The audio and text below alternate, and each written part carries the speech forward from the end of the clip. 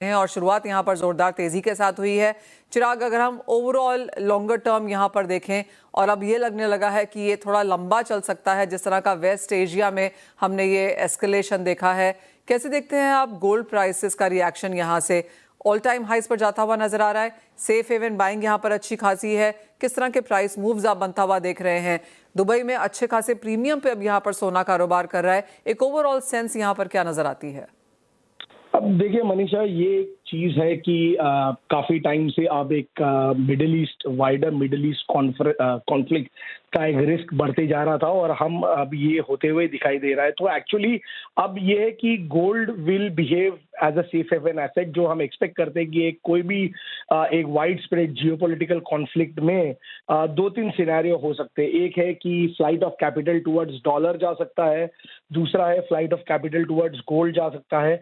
हालांकि चूंकि ये कॉन्फ्लिक्ट मिडिल ईस्ट में हो रहा है तो ऑयल भी एक बहुत बड़ा फैक्टर है जो प्ले आउट होगा। तो जिस हिसाब से एस्केलेशन मैट्रिक्स या एस्केलेशन लैडर जिस हिसाब से अगले कुछ दिनों में हमको बढ़ते हुए दिखाई देगा, उस हिसाब से हमको गोल्ड के दामों में भी इंपैक्ट आते हुए दिखाई देगा।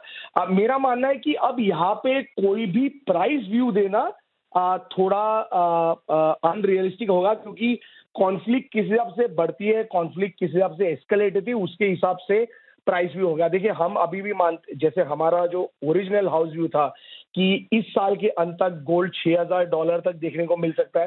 हालांकि अगर यहाँ पे टेंशन और ज्यादा एस्केलेट हो जाते हैं, और डोनाल्ड ट्रंप ने भी कहा है कि शायद ये कॉन्फ्लिक्ट एक आध महीने चल सकता है, तो शायद आपको $6,000 2-3 महीने में देखने को मिल सकते हैं। तो मैं कहूंगा कि फिलहाल एक प्राइस व्यू देना बहुत ही डिफिकल्ट है।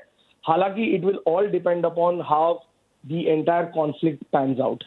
चिराग, लेकिन आप कहेंगे इवन बिफोर हमने यहाँ पर ये वेस्ट एशिया कॉन्फ्लिक्ट आता हुआ देखा था, कुछ लोगों का ये मानना था कि एक बहुत बड़ी करेक्शन यहाँ पर सोने में देखने को मिल पाएगी, शायद 4500 4000 तक के भी लेवल आएंगे। वो सारे जो सिनेरियो वो सब प्ले आउट हो रहे थे उस टाइम पे, वो अब यहाँ पर बनते हुए नजर नहीं आ रहे। जिस तरह की स्थिति है, आप 6000 की बात कर रहे हैं, हम पिछले 2 दिन से काफी सारे एनालिस्ट और एक्सपर्ट से बात कर रहे हैं जिनके व्यूज अब यहाँ पर चेंज होते हुए नजर आए हैं। 6500, 7000, 8000, 10,000, 12,000 तक के भी लेवल्स अगले 2-3 सालों में अब लोग यहाँ पर प्ले आउट होता हुआ देख रहे हैं। आप कहेंगे जो ये ओवरऑल स्ट्रक्चरल बुलिशनेस है यहाँ पर जारी रहेगी और एक बहुत बड़ी करेक्शन अब शायद यहाँ पर एक पॉसिबिलिटी नहीं है? हाँ, देखिए बिल्कुल आपकी बात सही है कि इन स्तरों पे अभी या इन सिचुएशन पे यहाँ पे कोई बहुत बड़ा करेक्शन शायद आते हुए नहीं दिखाई देगा। और जैसे मैंने कहा, क्योंकि अब ऑयल एट प्ले है, तो ये हम जानते हैं कि ऑयल अब बहुत सारी इकोनॉमिक एक्टिविटीज से लिंक्ड है, इन्फ्लेशनरी नेचर है। तो अगर ऑयल के दाम $100 हो जाते हैं तो इसका एक इम्पैक्ट इन्फ्लेशन पे भी होगा, इसका इम्पैक्ट ग्लोबल इकोनॉमी पे होगा। तो शायद हम जो गोल्ड की बात करें, $6,000, $7,000, ये सारे बेमायने रह जाएंगे। तो मैं कहूंगा कि अगले 1-2 महीने तक जिस हिसाब से कॉन्फ्लिक्ट प्ले आउट होता है, ऑयल पे क्या इम्पैक्ट होता है, ऑयल सप्लाईज पे क्या इम्पैक्ट होता है, ये बहुत ही इंपॉर्टेंट है। क्योंकि हमने ऑलरेडी गोल्ड में काफी मार्केट्स में अब हमने देखा है मनीषा, आज सुबह से जो मैं बात कर रहा था काफी सारे डीलर से, कि प्रीमियम्स भी गोल्ड में बहुत ही ज्यादा शूट अप हो चुके हैं। जैसे इंडिया मार्केट की अगर हम बात करें तो -$80 डिस्काउंट था, अब वो सुनाई दे रहा है कि -$30 डिस्काउंट है। मिडिल ईस्ट में प्रीमियम कम से कम $15 से $20 चल रहा है।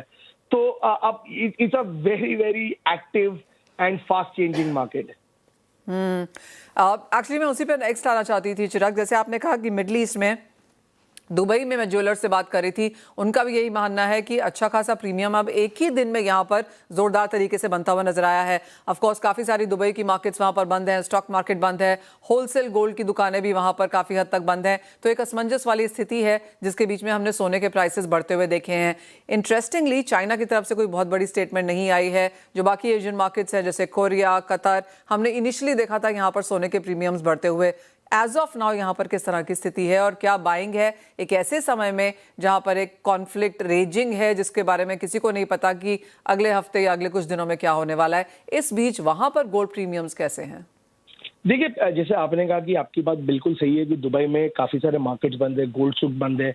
इनफैक्ट मैं कुछ डीलर से बात कर रहा था तो वो भी है कि जो ऑर्डर्स दिए हुए थे इंपोर्ट्स के लिए, वो सारे अब डिलीवर नहीं हो रहे हैं क्योंकि फ्लाइट्स बंद है। तो ज़रूर एक मार्केट में टाइटनेस ज़रूर आ गई, और क्योंकि जब जब ऐसा कोई कॉन्फ्लिक्ट होता है तो लोगों का जो पैसा है वो सबसे पहले गोल्ड की तरफ या सेफ हेवन एसेट की तरफ बढ़ता है।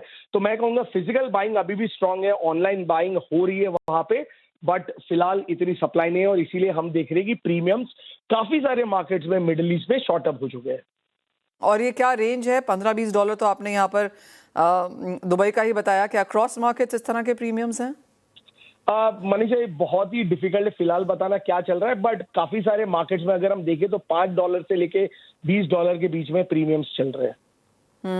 चिराग, फाइनल सवाल इंडियन मार्केट्स पे यहाँ पर as of now of course कोई यहाँ पर इम्पैक्ट नहीं है, लेकिन जिस तरह की स्थिति यहाँ पर प्ले आउट होती हुई नजर आ रही है, किस तरह के बाइंग ट्रेंड्स आपने यहाँ पर असेस किए हैं पिछले 2-3 दिनों में इंडियन मार्केट्स में? अब देखिए एक्चुअली मैं कहूंगा इंडियन मार्केट्स में भी हमें एक स्ट्रांग रिएक्शन शायद देखने को मिलेगा, क्योंकि गोल्ड प्राइसेस अब फिलहाल वापस से 5400 5800 की तरफ बढ़ते हुए दिखाई दे रहे हैं। तो मैं कहूंगा इंडियन मार्केट में भी एक बाइंग आएगा, और इसीलिए जैसे मैंने पहले भी कहा कि इंडियन मार्केट में हमने $80 डिस्काउंट एक्चुअली पिछले हफ्ते देखा था। आज सुबह जितना मेरी लोगों से बात हुई सुनने में आ रहा है कि $30 अब डिस्काउंट हो गया। तो इंडिया मार्केट में भी ये एक चेंज आ रहा है। और दूसरा जो इंपोर्ट्स आया था जनवरी में, काफी स्ट्रांग इंपोर्ट्स आया था, मैं कहूंगा अब ये सारा मार्केट्स में शायद एब्जॉर्ब होते दिखाई देगा। Fair point that. चिराग, बहुत शुक्रिया साथ जुड़ने के लिए। आई गेट योर सेंस कि यहाँ से प्राइसेस के ऊपर एक सेंस देना काफ़ी मुश्किल रहेगा, लेकिन जिस तरह से मार्केट असेसमेंट यहाँ पर चिराग बता रहे थे, अच्छे खासे प्रीमियम्स यहाँ पर मिडल ईस्ट में काम करते हुए नजर आए हैं। सोने में एक फ्लाइट टू सेफ्टी बनती हुई भी दिखी है, तो इसका एक सपोर्ट यहाँ पर प्राइसेस में देखने को मिल सकता है। हमारे साथ एंजल वन के प्रथमेश माल्या भी हैं। प्रथमेश, आपकी क्या सेंस है? गोल्ड में क्या करने की राय देंगे? आपके प्राइस टारगेट्स क्या हैं? I think risk premium clearly बढ़ा हुआ है, तो इन सिचुएशन में सेल की तो सलाह जरा भी नहीं रहेगी। यहाँ पे गोल्ड और सिल्वर दोनों ही काउंटर में बाय का ही मोमेंटम क्रिएट हुआ है। ऊपर वाला भाव 1,69,000, वाला भाव 1,65,000 इस रेंज पे आपको मिलेगा। और सिल्वर को अगर बात करें तो और अराउंड 3 लाख के करीब ऊपर वाला भाव, और नीचे वाला भाव 2,87,000 85,000 ये रेंज पे आपको गोल्ड सिल्वर प्ले होते हुए दिखेगा। तो यस, वोलेटिलिटी है, स्टॉप लॉस लगाए, अदरवाइज इस काउंटर में ट्रेडिंग न करें। और पोजीशन को कैरी को फॉरवर्ड करने से पहले इंडियन मार्केट में थोड़ा सा छुट्टी वाला माहौल है, तो आपको फिर अगर गैप अप गैप डाउन होगा भी तो भी आपको फिर आपके जो पोजीशन थे वो काटने नहीं मिलेंगे। तो अकॉर्डिंगली कैरी फॉरवर्ड को समझ कर। एक सेंस अगर यहाँ पर ली जाए मीडियम टर्म के लिहाज से भी, जिस तरह से लोग यहाँ पर खरीदारी कर रहे हैं, आपको क्या लगता है गोल्ड और सिल्वर दोनों ही प्राइसेस फिर कहाँ जा रहे हैं? नए हाईज बनते हुए दिखते हैं आप? आई थिंक जब तक एस्केलेशन कंसिस्टेंटली आपको न्यूज फ्लो आता रहेगा, उस वैसे वैसे आपको गैप अप वाला सिचुएशन नेक्स्ट पॉसिबल हफ्ते भर में पैन आउट होते दिखेगा। तो यस, जैसे चिराग ने कहा कि प्राइस सिचुएशन जो है वो डिफाइन करना at this point in time मुश्किल है, बिकॉज जब तक ये इवेंट चालू है, और इवेंट रिस्क डेफिनेटली है सारे कमोडिटीज में, तो इवेंट को पैन आउट होने के बाद ही यहाँ पे कुछ कंसोलिडेशन का हो सकता है। बट फिलहाल के लिए रिस्क प्रीमियम बढ़ा हुआ है, गोल्ड सिल्वर दोनों ही काउंटर में आपको बढ़ोतरी देखने को मिलेगी। क्रूड ऑयल प्राइसेस पर प्रथमेश आपकी क्या सेंस है? क्योंकि बाजार खुलते ही हमने एक 13% की तेजी वहां पर आते हुए देखी, उसके बाद प्राइसेस थोड़े से ईज ऑफ जरूर हुए, लेकिन करंट लेवल्स पे अब यहां पर क्या करने को कहेंगे आप? क्रूड की बात कर रहे हैं आप, राइट? जी जी।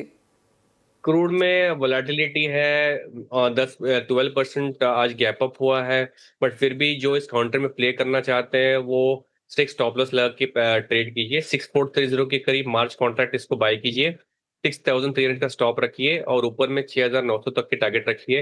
वोलेटिलिटी में आपको ये टारगेट जो है इजीली पॉसिबल अच्छे होते दिखते हैं।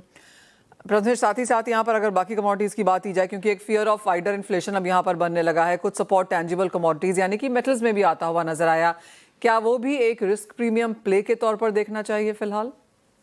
आई थिंक कॉपर थोड़ा सुस्त है डिस्पाइट द इवेंट यहाँ पे, बट मेरे ख्याल से ये और इवेंट अगर मैग्नीफाई हो जाता है तो कॉपर में भी वही मूवमेंट आपको देखने को मिल सकता है। फिलहाल के लिए कॉपर का रेंज नीचे वाला 1200 MCX की बात कर रहा हूँ, और ऊपर वाला रेंज 1240, इस पर्टिकुलर रेंज पे प्ले आउट करते रहेगा। फिलहाल ये बीच में है, 1220 1218 के करीब है, इसको एक्यूमुलेट करना चाहिए। मेरे ख्याल से कॉपर में नए टारगेट आपको देखने को मिल सकते हैं आने वाले ट्रेडिंग से।